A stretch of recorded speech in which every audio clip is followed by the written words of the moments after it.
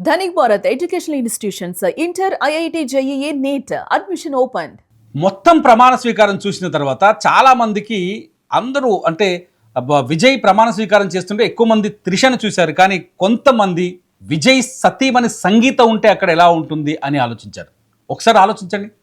ఇవాళ విజయ్ ప్రమాణ స్వీకారాన్ని టీవీ ఛానళ్లలో లైవ్లో చూస్తూ సంగీత ఎలా ఫీల్ అయి ఉంటుందో ఆలోచించండి. 2021 నుంచి వీళ్ళ మధ్య విభేదాలు తలెత్తాయి. 2021 తర్వాత వీళ్ళిద్దరూ విడిగా ఉంటున్నారు. విజయ్ సంగీత, వాళ్ళకి 2 పిల్లలు ఉన్నారు. 1998లో వీళ్ళు లండన్లో ఫస్ట్ పెళ్లి చేసుకున్నారు. విచిత్రం ఏంటంటే విజయ్ 2 సార్లు పెళ్లి చేసుకున్నారు ఆమెని. ఎవరిని? సంగీతని, తన అభిమాని సంగీత.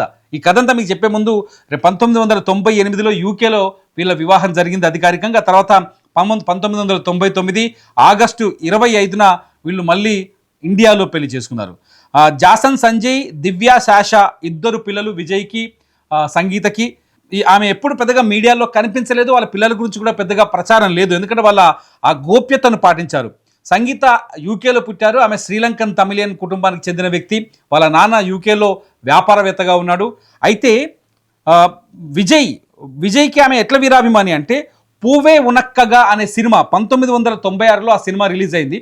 ఆ సినిమా రిలీజ్ అయ్యి సూపర్ హిట్ కొట్టిన తర్వాత విజయ్ని చూసి అభినందించడం కోసం ఆమె లండన్ నుంచి ప్రత్యేకంగా చెన్నైకి వచ్చి, విజయ్ ఏదో షూటింగ్లో స్టూడియోలో ఫిల్మ్ సిటీలో షూటింగ్లో ఉంటే ఆ షూటింగ్ దగ్గరికి వెళ్ళి విజయ్ని కలుసుకొని తన ఆనందాన్ని వెలిబుచ్చింది. ఆ తర్వాత విజయ్కి ఆమెకి అక్కడే పరిచయం ఏర్పడింది. కొద్ది రోజుల్లోనే వాళ్ళ పరిచయం ప్రేమగా మారింది.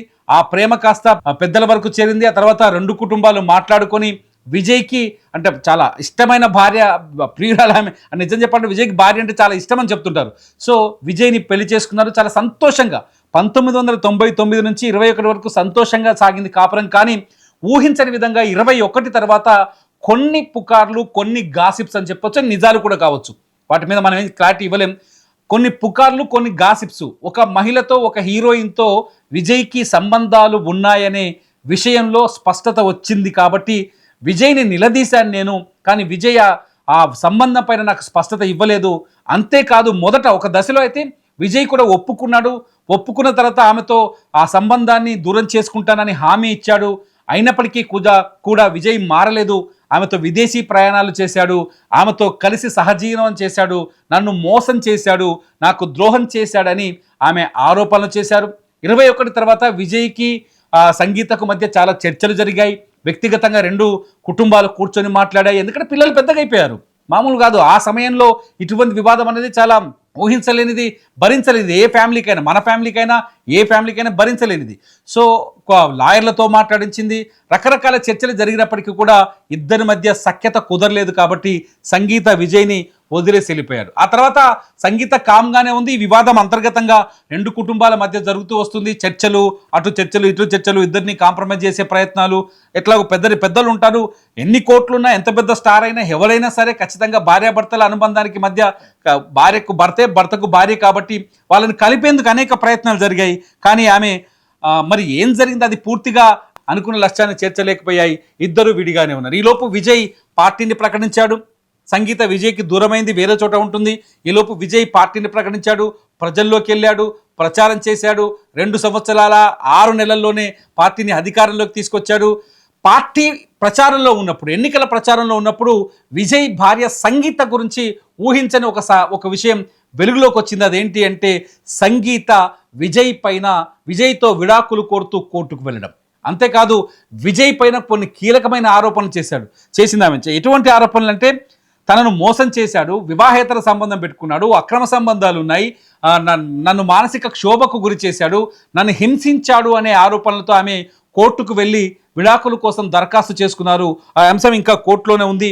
ఈలోపు ఎన్నికల ప్రచారం ముగిసింది. అయితే సంగీతని విడాకుల వైపు తీసుకోవడం వెనుక, లేకపోతే సంగీత చేత కోర్టులో విడాకులు పిటిషన్ వేయించడం వెనుక కూడా రాజకీయ కక్ష సాధింపు చర్యలు ఉన్నాయనే చర్చ కూడా జరిగింది. ఇవన్నీ పక్కన పెడితే కేవలం 5 ఏళ్లలో, అంటే తను విడాకులు ఇచ్చిన 5 ఏళ్లలోనే తన భర్త ఇంకా విడాకులు కాలేదు కాబట్టి చెప్తున్నా, తన భర్త తమిళనాడుకు ముఖ్యమంత్రి అయ్యాడు. దశాబ్దాల పాటు తమిళనాడు ఏడిన ద్రవిడ పార్టీలని పక్కన పెట్టి విజయ్కి పట్టం కట్టారు తమిళ ప్రజలు.